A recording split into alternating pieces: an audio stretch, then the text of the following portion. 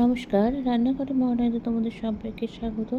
আজকে তোমাদেরকে দেখাবো পোনা মাছ বা চারা পোনা বলি আমরা, ওই রুই মাছের ছোটো বাচ্চা, সেই মাছের ঝোল দেখাবো। গরমে এখনও হালকা পাতলা ঝোল, তবে একটা বিশেষ মশলা দিয়ে রান্নাটা করব।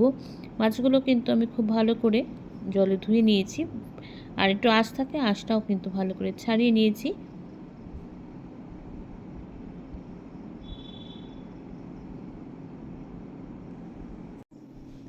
আচ্ছা, মাছটা কিন্তু ভালো করে ধোয়ার পরে এবার প্রথমে যেটা করতে হবে, এটা হচ্ছে নুন আর হলুদ দিয়ে মাছটাকে ভালো করে মাখিয়ে রেখে দেবো। একটু ভালো করে মেখে কিছুক্ষণ রেখে দিলে মাছটার মধ্যে নুন আর হলুদটা ঢুকে যায়, সেই জন্য মাছটা মেখে একটু রেখে দেবো। আচ্ছা, প্রথমে কিন্তু কড়াইতে আমি সর্ষের তেল দিয়ে দিয়েছি। সর্ষের তেলটা একটু ভালো করে গরম হয়ে গেছে। এবার একটু নুন আর একটুখানি হলুদ দিয়ে দেবো, যাতে মাছটা না ছেটে আর কড়াই গায়ে লেগে না যায়, সেজন্য কিন্তু দিয়ে দিচ্ছি। দিয়ে এটাকে ভালো করে মিশিয়ে নিয়ে এবার যেটা প্রথম কাজ, সেটা হচ্ছে মাছগুলোকে একটু ভেজে নেব।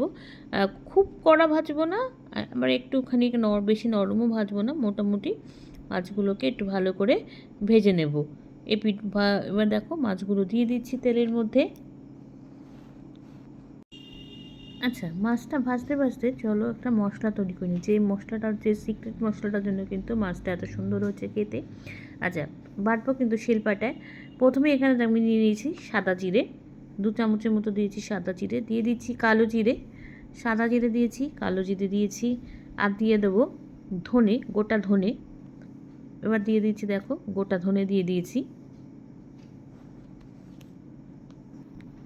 এবার দেখো এর মধ্যে 2টো কাঁচা লঙ্কা নিয়েছি, আদা নিয়েছি, আর নিয়ে নিয়েছি ধনেপাতা। আচ্ছা, এবার অল্প অল্প জল দিয়ে, জলটা কিন্তু আমি প্রথমে যেহেতু মশলাগুলো ভেজাইনি, ধনেপাতা ভালো করে ধুয়ে নিয়েছি। এবার কিন্তু বাটিতে জল নিয়েছি, অল্প অল্প জল দিয়ে মশলাটা কিন্তু বেটে নেব। জিরে আছে যেহেতু, জিরেটা একটু বাটতে সময় লাগে, জিরেটা একটু শক্ত বলে। এবার আস্তে আস্তে দেখো একটু সময় নিয়ে বাটতে হবে মশলাটা।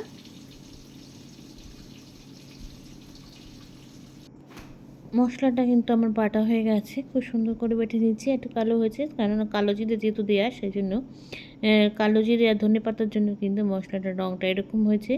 এবার পুরো যে বাটিতে জল নিয়ে বারবার হাতে নিয়ে বেটেছি, সেই বাটির জলের মধ্যে কিন্তু এবার মশলাটা তুলে নিয়ে নিচ্ছি।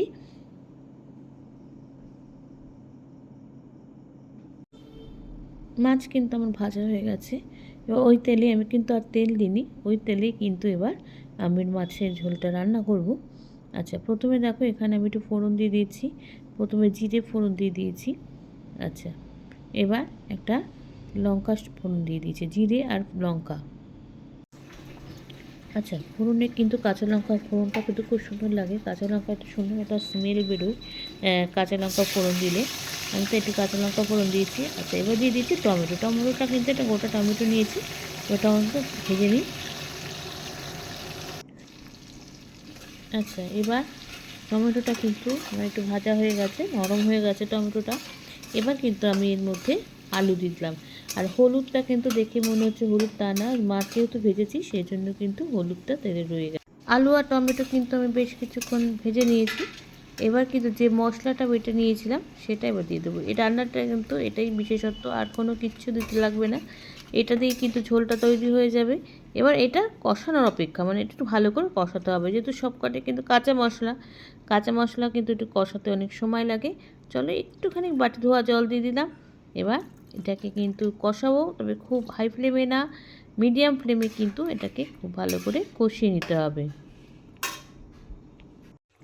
আচ্ছা, মশলাটা কষাতে কষাতে এবার এখানে কিছু গুঁড়ো মশলা দিয়ে দেবো। বিশেষ করে দেবো নুন, তারপর দেবো হলুদ, নুনের পর দেবো হলুদ, তারপর দেবো কাশ্মীরি লঙ্কার গুঁড়ো। আমি কিন্তু জিরে ধনে আর দিচ্ছি না, যেহেতু একসঙ্গে বেটেছি সেই জন্য আর দিচ্ছি না।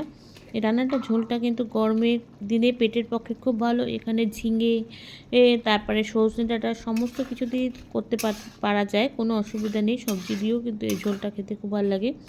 আচ্ছা, এবার এটাকে এখানে ভালো করে এবারে সব কিছুর সাথে কিন্তু আরও কষাতে হবে। কষিয়ে কষিয়ে একদম শুকিয়ে যখন যাবে, তখন আমি পরিমাণ মতন জল দিয়ে দেবো।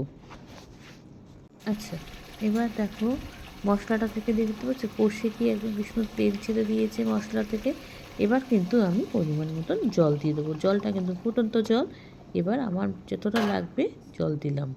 জলটা কিন্তু আমার ফুটে উঠেছে, যেহেতু গরম জল দেওয়া। এবার আস্তে আস্তে কিন্তু আমি মাছগুলোকে দিয়ে দেবো। মাছগুলো একটুখানি ঝোলে, বেশিক্ষণ না, কিন্তু তাহলে আবার মাছ নরম হয়ে যাবে। জাস্ট একটুখানি ঝোলের মধ্যে রেখে দেবো, যাতে মাছের মধ্যে কিন্তু ঝোলের স্বাদটা ঢুকে যায়, সেই জন্য। আচ্ছা, ঝোলটা কিন্তু আমার একদম ফুটে গেছে। ঝোলটা আমার রেডি হয়ে গেছে। আমার একটু ঝোল লাগবে, সেরকম ঝোলটা আর বেশি টানালাম না। এবার এটাকে গ্যাসটা অফ করে দেবো। আচ্ছা, একদম হয়ে গেছে। সিক্রেট মশলায় পোনা মাছের ঝোল দারুণ হয়েছিল। আর গরমে এরকম হালকা পাতলা মাছের ঝোল খেতে কিন্তু খুব ভালোই লাগে। তোমরাও কিন্তু বাড়িতে ট্রাই করো, অবশ্যই আমাকে জানিও লাইক, কমেন্টস আর শেয়ারের মাধ্যমে। তোমরা যারা আমার চ্যানেলটাকে সাবস্ক্রাইব করে আমার সঙ্গে রয়েছো, তাদের জন্য রয়েছে অসংখ্য অসংখ্য ধন্যবাদ। আর যারা করোনি, তারা প্লিজ চ্যানেলটাকে সাবস্ক্রাইব করে আমার সঙ্গে থেকো। তোমরা সবাই সুস্থ থেকো, সাবধানে থেকো, ভালো থেকো। চলি, টাটা। দেখা হচ্ছে পরবর্তী নতুন কোনো রেসিপিতে তোমাদের সঙ্গে।